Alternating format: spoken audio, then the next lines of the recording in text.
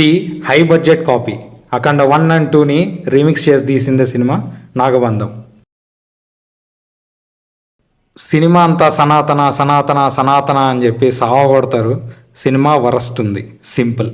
Bore ఎట్లా కొట్టించాలంటే ఈ cinema చూస్తే అర్థమవుతుంది. ఫస్ట్ హాఫ్ అంతా నిద్రపోతారు, జస్ట్ 10 నిమిషాలు అంతే. లాస్ట్ 10 నిమిషాలు ఇంటర్వెల్ వచ్చే ముందు. తర్వాత సెకండ్ హాఫ్ వస్తుంది. సెకండ్ హాఫ్ వచ్చిన తర్వాత కూడా నీకు ఏం ఎక్కదు. అన్నెసరీ 15 minutes డైలాగ్స్ ఉంటాయి. 5 minutes ఎవడు కాదు డైలాగులు చెప్పుకుంటూ పోతూ ఉంటాడు. సినిమా అంతా డైలాగులే. సెకండ్ హాఫ్ స్టార్ట్ అవ్వగానే ఒక 10 నిమిషాలకి ఎండింగ్ వచ్చేస్తుంది. కానీ అది ఎండింగ్ కాదు, బ్యాక్ స్టోరీకి వెళ్తుంది. ఫ్లాష్ బ్యాక్కి వెళ్ళి ఇంకా సావ కొడతాడు. ఆడ నాగ సాధువులు అంటాడు, అవ అంటాడు, ఇవ అంటాడు. నాకు తెలుసు అవన్నీ. కానీ అసలు నాగ సాధువు వాళ్ళ పవర్కి అక్కడ సినిమాలో చూపించేదానికి నాన్ సెన్స్. ఆ చిన్న బాబుని పెట్టారు, ఆమె యాక్టింగ్ చేస్తుంది కానీ అన్నెసరీ, అసలు అవసరమే లేదు. ఈయనతో సీన్లు సేమ్ అఖండ గుర్తొచ్చింది నాకైతే. అఖండలో అట్లీస్ట్ నీకు elevation, scene to scene development బాగుంటుంది. ఈడ ఏమీ లేదు. హీరో యాక్టింగ్ బాగుంది, సపోర్టింగ్ క్యారెక్టర్స్ అందరూ బాగా చేశారు. యాక్టింగ్ పరంగా ఎవరికి ప్రాబ్లం లేదు, సినిమానే ప్రాబ్లం. అంతంత లాంగ్ 3 hours అవసరం ఈ సినిమాకి. చిన్న స్టోరీ లైన్ అంతే. ఊరికే బ్రహ్మకమలం బ్రహ్మకమలం అని సావగొట్టారు. ఆడేం లేదు. ట్రెజర్ అంటే అన్నారు. ట్రెజర్ అంటే ఏది? ఎండింగ్లో చూపించకుండా పార్ట్ 2 అంటే ఎట్లా? సెకండ్ పార్ట్ కోసం వెయిట్ చేయాలంట. ఫస్ట్ పార్ట్కే నిద్రపోయి దొల్లుకుంటా ఫస్ట్ టైం సినిమాలోంచి వెళ్ళిపోదాం అనిపించింది. అంత ఘోరంగా రాశారనమాట. లాంగ్ డైలాగులు చెప్తారు, అన్నెసరీ డైలాగ్స్.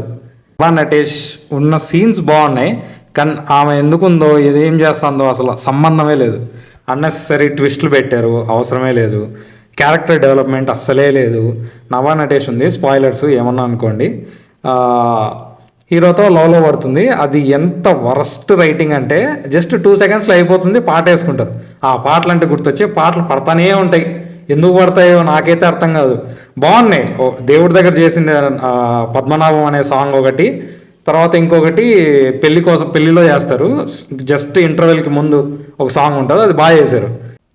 ఈ సినిమాని ఎంత బాగా చేస్తే అంత మంచిది. సనాతన ధర్మం అని చెప్పి అదొక్క దేవుడి పేరుతో లాక్కొచ్చారు. అక్కడక్కడ సీన్లు బాగున్నాయి, అంతమించి ఏం లేదు. శివుడిగా ఆయన యాక్టింగ్ బాగుంది. మధ్యలో VFX వస్తుంది, అబ్బా AI జనరేటెడ్ కంటే ఘోరంగా ఉంటాయి. గ్రాండియర్గా తీద్దామని తీసపోయారు, అవసరం లేనన్నీ పెట్టారు. సడన్గా ఈయన దేవుడు అయిపోతాడు, ఫ్లాష్ బ్యాక్ అంటాడు, ఇదంటాడు అదంటాడు. వామ్మో, ఓరు నాయనో, ఓరు దేవుడు. ఆ గ్రాఫిక్స్ ఏందో అదేందో వద్దులే. ది బెస్ట్ అంటే ఎండింగ్లో రాశారు స్నేక్స్తో. కృష్ణుడు టైప్లో, కృష్ణుడు పాము మీద నిలబడతాడు లాస్ట్లో, చుట్టంతా పాములు నిలబడతాయి. అలాంటి సీన్ ఉంటుంది. అది చాలా బాగా చేశారు, నిజంగా నచ్చింది. అది ఇంటర్వెల్ బ్లాక్. జస్ట్ ఇంకా అక్కడెక్కడో ఇంకా శివుడిది చూపించేటప్పుడు ఆ పాట ఉంటుంది అంతే, నాగసాధువుది. ఈ 4 scenes పెట్టుకొని ఇంకా ట్విస్ట్లు అంటాడు, అదంటాడు, ఇదంటాడు. ఒకవేళ అలాగే మీకు అనిపిస్తే కింద కామెంట్ చేయండి. అనిపించకపోతే ఎందుకు అనిపించలేదో కింద కామెంట్ చేయండి, మాట్లాడుకుందాం. ఒకవేళ నా ఒపీనియన్ వస్తే please follow my channel reason to watch. Thank you.